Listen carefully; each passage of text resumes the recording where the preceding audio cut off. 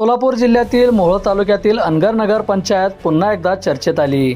आज राष्ट्रवादी जिल्हाध्यक्ष उमेश पाटील यांनी वकिलामार्फत जिल्हा न्यायालयात याचिका दाखल केली आहे। उमेश पाटील व ॲडव्होकेट दत्तात्रय गोडके यांनी माहिती देताना सांगितले, आम्ही माहिती अधिकारात प्राजक्ता पाटील यांनी भरलेल्या उमेदवारी अर्जाची प्रत प्राप्त करून घेतली आहे। प्राजक्ता पाटील यांनी भरलेल्या उमेदवारी अर्जामध्ये भयंकर चुका असल्याची माहिती उघड झाली आहे। नवनियुक्त नगराध्यक्ष प्राजक्ता पाटील यांनी निवडणूक अधिकाऱ्यांना दिलेल्या प्रतिज्ञापत्रामध्ये अनेक त्रुटी आहेत असे निदर्शनास आल्याची धक्कादायक माहिती समोर आली आहे। एक सही नसल्यामुळे आपला अर्ज बाद झाला होता। आता काय नवीन ट्विस्ट आलेला पाहायला मिळतो? आता प्राजक्तांनी ज्यावेळेस नामनिर्देशन पत्र दाखल केलं त्याच्यावर उमेदवारांचं प्रत्येक हे ठेवा प्रशस्ती जे प्रतिज्ञापत्र असतं त्याच्यामध्ये सर्व खरी माहिती लिहायची असते। तर त्यांनी प्रतिज्ञापत्रावरच खोटी माहिती दिलेली आहे की त्यांचे काय प्रॉपर्टी पतींचे जे प्रॉपर्टीज होत्या त्या प्रॉपर्टीज टाकलेल्या नाही आहेत, शेअर्स टाकलेले नाही आहेत, पॉलिसी आहे, इतर काही गुंतवणूक हजारो कोटींची प्रॉपर्टी असलेली तरी पण त्यांनी 00 दाखवलेलं आहे, नील दाखवलेलं आहे आणि नाव पण त्यांचं मिस्टरांचं नाव अजिंक्य राणाचं नाव टाकताना पण त्यांनी नील म्हणून टाकलेलं आहे। मग निवडणूक आयोगाची त्यांनी फसवणूक केली आहे। मग त्या संदर्भात मी आता न्यायालयामध्ये दाद मागितली।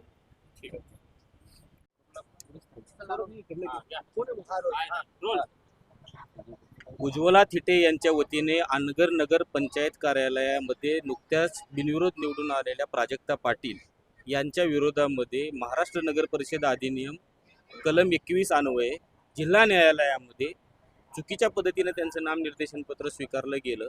तसेच त्यामधल्या बऱ्याचशा त्रुटी पॉईंट आउट करून न्यायालयामध्ये त्यांची झालेली निवड रद्द करावी या दृष्टिकोनातून आज रोजी निवडणूक अर्ज हा दाखल केलेला आहे।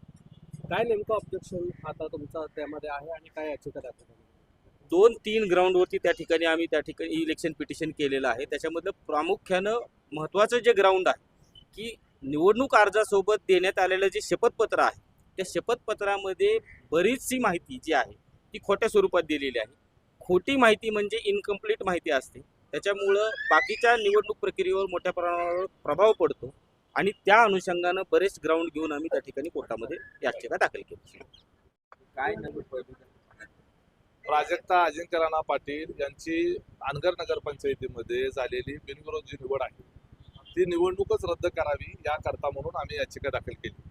त्या याचिकेमध्ये प्रामुख्यानं आता ग्राउंड जे सांगितले वकील साहेबांनी त्याच्यामध्ये त्यांनी जे ॲफिडेविट दिलेलं आहे हे ॲफिडेविट एवढ्यासाठीच असतं की त्या संबंधित उमेदवाराच्या संदर्भानं मतदारांमध्ये सत्यप्रतीवर उमेदवारानं जी माहिती सांगितलेली आहे त्या माहितीच्या आधारावर त्या उमेदवाराला मतदारांनी मतदान करायचं किंवा नाही करायचं, त्याची जनमानसातली प्रतिमा कशी आहे, त्याची स्थावर मालमत्ता, त्याच्या संदर्भात त्याच्यावर असलेले गुन्हे, त्यांच्या संदर्भामध्ये जंगम मालमत्ता या संदर्भातली सगळी माहिती खरीखुरी माहिती शपथपत्रावर द्यायची असते।